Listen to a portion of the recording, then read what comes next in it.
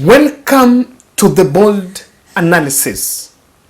The last cabinet meeting that Kenya Kwanza held a week to the annual retreat proved to be a very stormy session, and it really comes out that the dispatch from it shows clearly the problem within the House. And so in this podcast, I want us to delve deep and look at what was discussed, what was delivered, and why members of William Ruto's cabinet are a bit uncomfortable by the conditions on table. But before that, I realized we did a project in February to support some women in Mama Lucy. Some did not really know the progress of that. Some had been reaching out to me, just asking my inbox. So I want to share with you again the snippet of what transpired and what we did last week. Hi guys, so I'm so happy finally the February project is done. I know most of us have been talking about this. We did know it will come to fruition, but I'm in Mama Lucy and I've managed to get 13 out. Yes, I was planning for 7, but who knows, God has another way of doing his own things. That we managed to our to 13, and apart from that, we've also done some food stuff because you know these guys hawa mambo wamekuwa hospitali for long na hawajakuwa wakifanya kazi. So what we decided is whatever has remained, we do some food stuff for them. And I'm just so happy that they are going home, wanted to reunite with the rest of their family. Some have been here for long, so I just want to say thank you on behalf of Bold Charity Network, my family, myself, and everyone. In whatever way you've come through this, nasema santeni sana. These women are out. Now I'll just give 2 or 3 chances. Waseme tu kitu moja. You can just say thank you. Tanzania huyu. Tumeshukuru. Okay, my name is Oduor. Tumeshukuru kwa kuja kututoa huku. Tumekaa huku for long na the bill was too much yenye hatungeweza ku afford. But Bold Charity Network imekuja ikatutoa na tunasema ni asante. Naitwa Teresia Wanjiru ama Mama Favor. Nataka kuambia asante kwa sababu bili ilikuwa mob, singeweza kulipa, but kwa ajili ya Mungu ati ni mimi natoka. Asante, God bless you all. Haya, huyu. Nani mwingine anaweza ongea? Wewe, sio? Sema kitu kama tu asante. Mimi cha kuwashukuru ni kusema asante kwa Mungu. Tumekuwa huku for a long time. Kama mimi nilidischangiwa on the 15, nikang'ang'ana, nikapata, nikalipa, nikaambiwa nirudi kwa ward. Sai I'm very happy. Niko out, nitaenda sasa kuungana na familia yangu. Asanteni sana. Mimi naitwa Lydia Chelimo. Bili yangu ilitoka date 16. But singe manage kulipa, but court ameniwezesha nimetoka huku, ndatoka leo. Nimeshukuru sana na nimefurahi.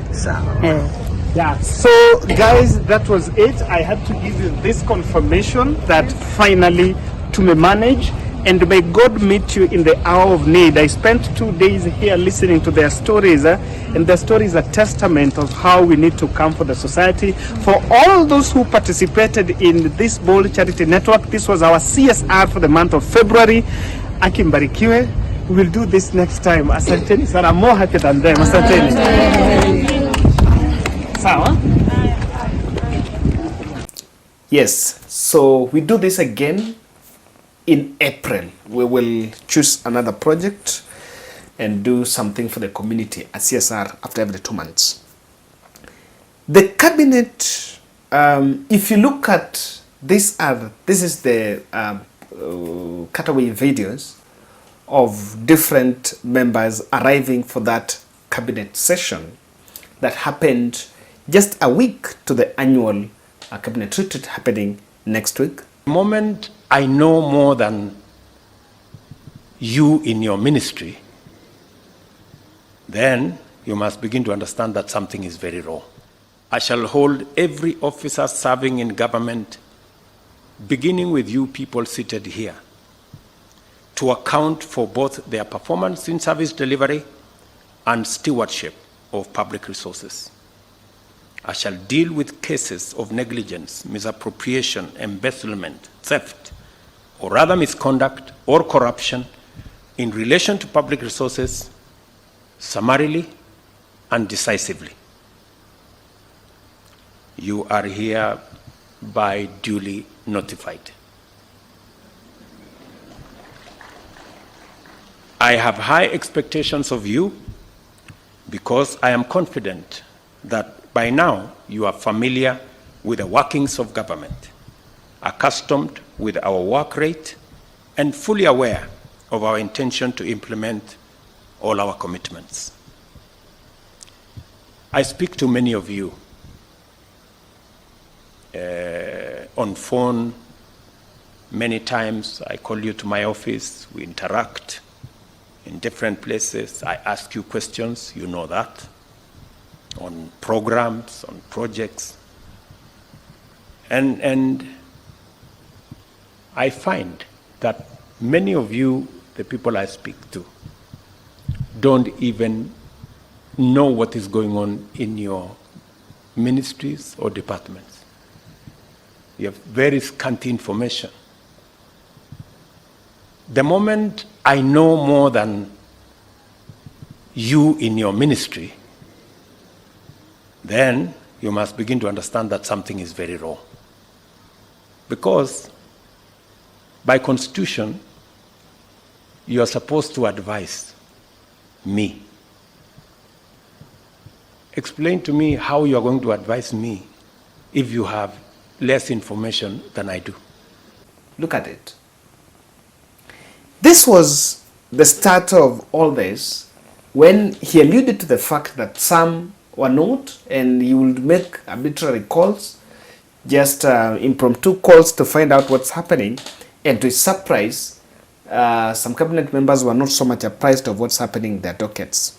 But Kenyans have also gone to the social media page, and there is an uproar asking the president also to account for his time that he has spent loitering around the country, campaigning under the guise, but of course launching Uhuru Kenyatta projects. What exactly is on table? And of course, I support the move to put the cabinet accountable, for people to ask questions, for people to respond and show Kenyans what they've been doing and what exactly they have achieved in their respective dockets. But again, I wish everyone then does it, because what then the biggest confusion is whether they're going to show while the president has been the one running the show. Now, why cabinet members are a bit having the disquiet about this move is the fact that just the end of last week, Moses Kuria was dispatched and conducted what was dubbed as clothed as a roadshow. But in real sense, he was dispatched in different ministries to take stock of the projects, and is believed to have been dispatched just to spy on what these ministries had been doing, or what exactly is the success level. And the experts are saying what William Ruto is asking the cabinet to account for, he actually have an objective, and that will be the precursor to a cabinet reshuffle. And so I want us to look at the bone of contention, why cabinet members are a bit uncomfortable moving forward. Kindly subscribe to our channel, click the notification bell, and like our videos. And again, tomorrow I received some donation from members of this channel. I've always said that the Bold Charity Network is an anchor of humanity, and sometimes it's not just about me. So some member of this channel mobilized his friends, and she's delivering some clothes for me, so that we can take to Embakasi fire victims, those guys that were complaining that hata wako na manguo, and so we will be going there. Now, if you also want to partake of this, you also have some food, not some food, you have some clothing, and so that you want to take, you can also get to me, and I'll also assist you so that you can tag along with that team, and we'll be so grateful. That is how we partake these blessings. Now, there's some forebone of contention around this move. Ruto Statehouse team have been colluding with principal secretaries in the ministries and to allow, or rather to make the president be the image bearer, the person that has been launching all the ministry projects. And for quite so long, we have been asking, what are ministers doing? Look at it this way. Yes, it is in every ministry, the events and the projects that are supposed to be presided over by the cabinet members, by the cabinet secretary. But rarely will you see cabinet secretary in charge, because remember, every ministry has a zebra ticket. A zebra ticket is where if someone is a Kikuyu and the waziri is a Kikuyu, then a PS is a Kalenjin or so, or technically Ruto ensures that he is working closely with the principal secretary. Remember, the principal secretary is the engine, is the person that runs day-to-day activities of different ministries. Number two, there is a bit of confusion because President William Ruto has been picking popular projects of ministries and creating awareness about these ministries in rallies, while others lag behind. For example, if you listen to political rally, William Ruto is talking about some three things. One is about creation of jobs, those digital jobs, talking about it. He's talking about the new health scheme, and he's talking about affordable housing. Now we have 22 ministries. We have the sports guys are doing something. You will not see William Ruto going to launch a field, ground, stadium. We have different ministries. They are conducting, like even Moses Kuria is doing some recruitment now under NYS, but things seems not to be working. But he's picked popular ones, and so that is why you will even see that some ministries are more visible compared to others, despite the fact that even some of them have also been running very good activities. And just attached to that, there is a trend of members of the executive running the show with policies without even tagging along the ministries. And today, there were some two stormy developments that happened in that. Number one, the privatization. There is, from the cabinet dispatch, there are some lodges and golf hotels and one bank, as it Kenyan Development Bank or African Development Bank, that has been lined up for privatization. Remember, the privatization rule was changed, and now it is under the discretion of, it is domiciled in the Ministry of Treasury. Under the Treasury are the ones that comes with the framework, they advertise and they run. They're the ones that make that decision on privatization, and Parliament is only going to Parliament to approve, not just even to debate about it. So, remember, this is a decision that touches the Ministry of Tourism, and according to reports, Alfred Mutua heard about it in that cabinet meeting and it was passed there. Didn't even have prior knowledge about it. Number two, the issue of ICT hubs.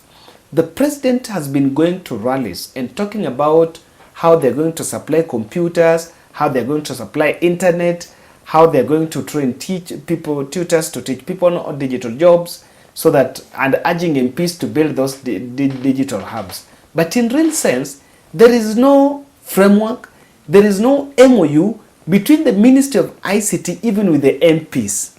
In fact, even procurement is been asking the MPs to establish these digital hubs in the next 4 months, while the Ministry of ICT doesn't have an idea of even this implementation of the Wi-Fi, of putting up those Wi-Fi in those structures. So until you want to defend it, but how do you even defend it? How do you even come out and defend something of the sort that you don't even have an idea about? Look at Hustler Fund.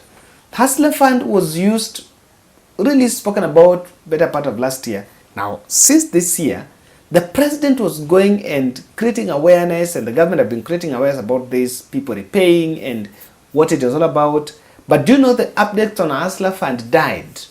No one talks about Hustler Fund anymore. And while we raised question that was a dead project, how are you going to account for Hustler Fund? Remember, there's some projects that were just based on popularity, just to get popularity. Number 3, nearly majority of projects in the ministries have stagnated due to litigation from the courts. Why? Because some of them are done against the law. 2 are going on. E-citizen, digitization has brought a problem. People have gone to court against it. If you look at digital IDs, people have gone to court against it. Different ministries are actually battling court cases that are petitioning some of these policies. And so what is meaning, the meaning here is quite a number of them have been bordering some of this. Now, there are 2 really standing out issues that are standing out on these cabinet reshuffles. Number 1, on this cabinet pressure. Number 1 is the fact that it's coming at a time when AG Muturi, Attorney General Muturi, has been blaming the executive that is not being, he's not being consulted in terms of what's happening in those ministries.